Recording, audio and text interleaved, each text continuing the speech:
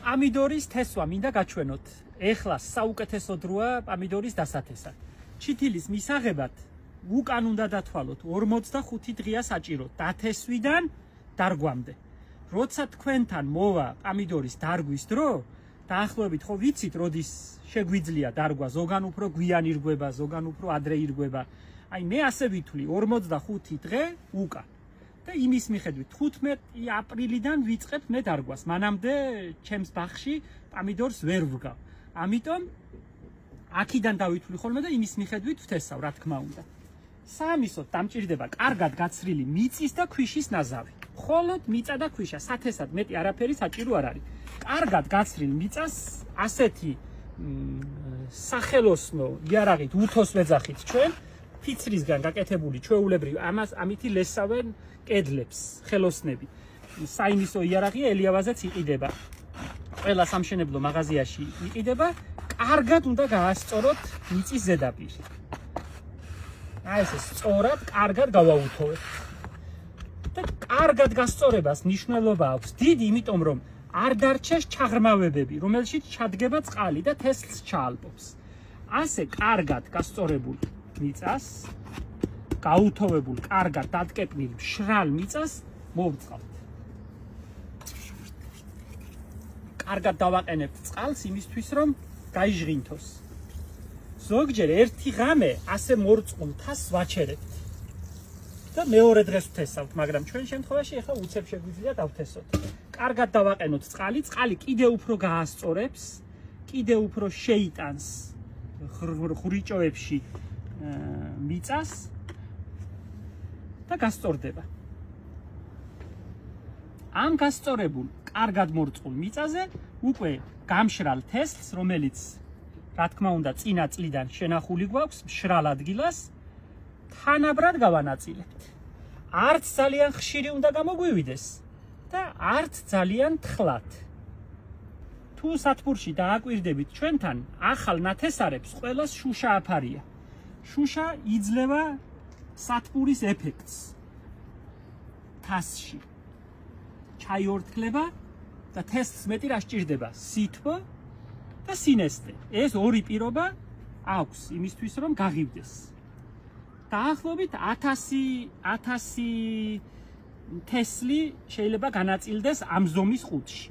შეიძლება ადამიანს არ კონდეს ამხელა საშუალება, რომ ასეთი დიდი ყუთი განათავსოს.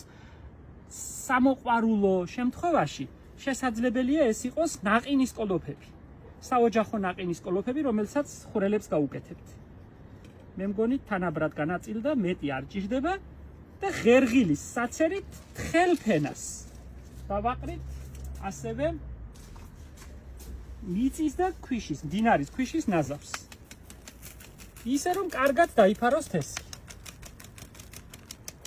ერთი ასეთი უცნაური წესი არსებობს. მარტივი წესი, დაუწერელი, რომ არ წერია არც ერთ სამებაღეო წიგნში. თესლი იმ სისქის მიწით უნდა დავფაროთ, რა სისქისაც არის თვითონ თესლი. თხელ თესლებს თხელფენას დავაყრით, წვრილ თესლებს, უფრო მსხვილ თესლებს, უფრო სქელფენას. სულ რაღაც 3-4 დღეში გაღივდება სითბოში, თქვენ შემთხვევაში, მოყვარულების შემთხვევაში ეს შეიძლება მოხერხდეს ფანჯრის რაფაზე, სადაც თბილა და მზის სხივი წვდება. კიდევ ერთხელ მოვწყავ.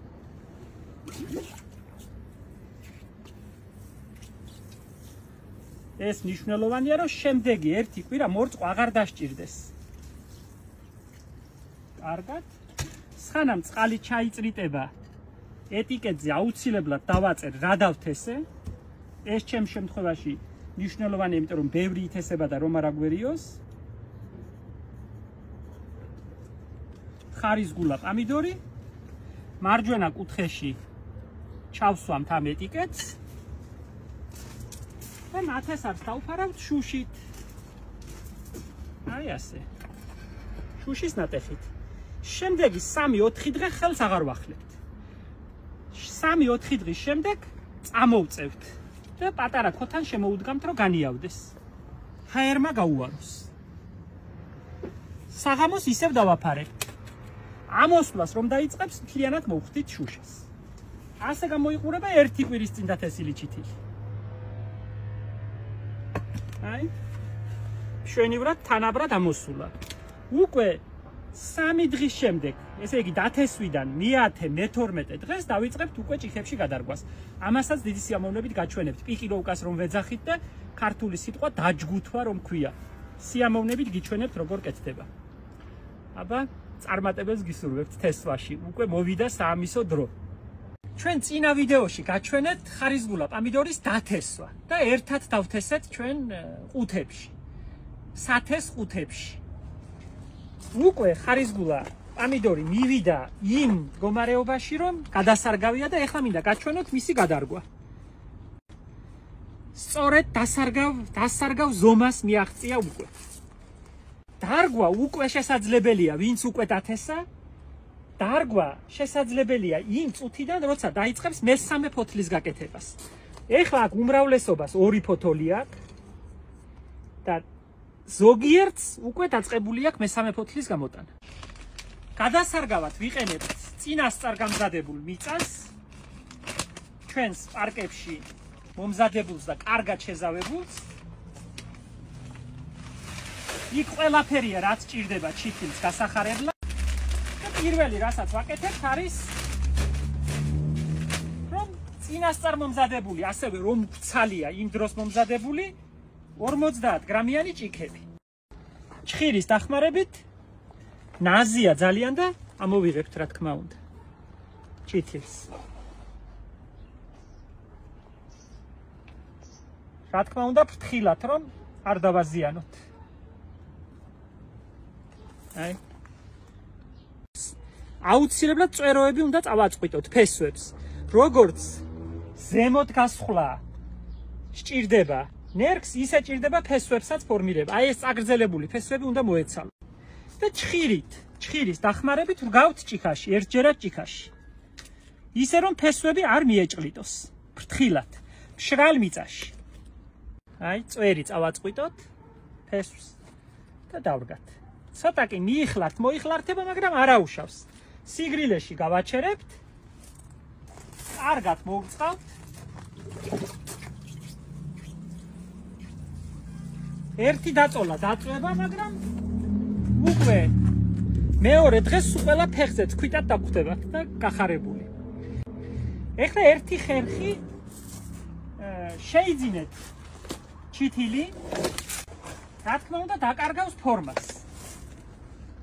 აი აქ თუ დააკვირდებით, უკვე ფესვით სავსეა ყუთი. აი ეს ჭიქა სავსეა. ნახეთ? აი თითქმის მზად არის გადასარგავად, მაგრამ ჯერ ხომ არ დაირღვება ცივა. ამიტომ დაალაგებთ ფოდნოს, რა ქვია ქართულად, ლანგარი. ლანგარზე დაალაგებთ. აი ასე. და პატარა ჩხირებს გაუკეთებთ. თითქოს პატარა ბოსტანია. აი ასე. რომ არ დაგეგრიხოთ ჩითილი და არ გაგიფუჭდეთ. აი ასე. და ფანჯრის რაფაზე დალაგებული ერთი კვირა რომ გააჩეროთ, 10 დღე გააჩეროთ, ცოტა წამოიზრდება და მომაგრდება. ძალას მოიკრებს. აი ასე. და უკვე გასწორებული, მომაგრებული ჩითილი შეგიძლიათ გადარგოთ ბაღში. შემდეგ ვიდეოში უსათუოდ გიჩვენებთ ეზოში მიწის მომზადებას და ჩითილის გადარგვას. მეც უკვე გასაკეთებელი მაქვს, დაწყებული მაქვს მიწის გამზადება.